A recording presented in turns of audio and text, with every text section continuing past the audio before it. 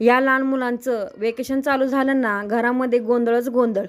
जरा जेवायला ताटावर बसाय गेले तितक्यात एक आवाज आला, मम्मी मला भाजी नको, मला ऑमलेट करून दे. मग काय, उठले पटकन गेले तुरु किचनमध्ये.